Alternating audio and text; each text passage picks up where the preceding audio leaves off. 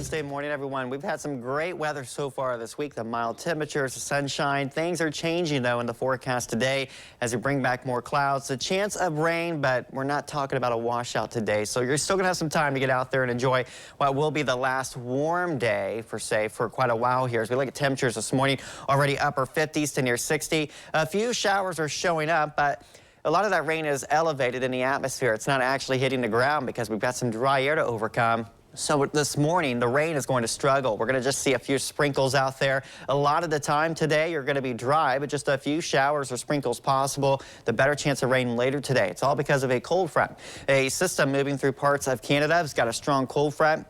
Attached to that, moving through the central part of the country. Ahead of that, we got the warm south flow pumping in that warm and moist air, and then behind it, it is sharply cooler, and that will be working its way into the area for tomorrow. So there will be an air mass change working in. Radar a bit deceiving because you look at this and you're thinking, oh boy, I've got to get the raincoat, the umbrella, but you step outside and you're like, wait a minute, it's fairly dry. It's because we've got pretty dry air in the lower part of the atmosphere, so that rain is falling. The radar's not wrong, but it's aloft where it is falling, not necessarily at the ground level. And, you know, it's not surprising that we're getting a struggle here as far as getting rain in the forecast and why we're seeing the models kind of back off on rain totals with this system, because we have been so dry here so far this month. In fact, if you look since September 22nd, we're running a deficit of over 1.5 inches, and just since the start of October, that deficit is over 1 inch. So we are very dry. When you scan the records here for the Findlay Airport, we go back to 1942.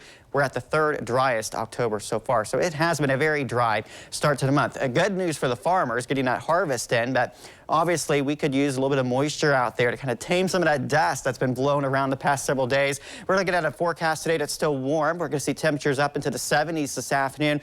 A few showers are in the forecast today. The other story, the wind will be gusty at times. We're going to see some gusts over 30 miles per hour, especially in those afternoon and early evening hours. So let's track that rain. Again, this morning, it's not going to be very impressive, but yeah, you might get a few sprinkles to start reaching the ground. As we see some of this rain move through, it'll try to moisten the atmosphere enough to where we can get a little bit of that rain, but it's not going to amount to a whole lot during the day. We'll have temperatures back in the 70s this afternoon. At 4 p.m., a few isolated showers, but showers become much more likely for the evening hours. We're thinking especially after 5 p.m. So if you have plans this evening, grab the rain gear. I think you'll need it. We'll have scattered showers moving through, especially through about midnight tonight. We might even get a rumble of thunder or two. Then here's the front moving through after midnight.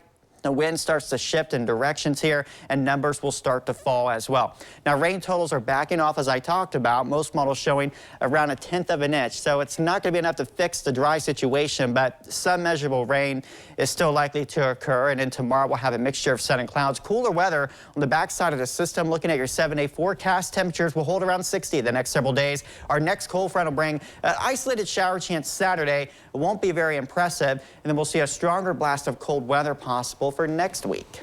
Be a little chilly next week, huh? Yeah, exactly. Bundle up. Thank you, Neil.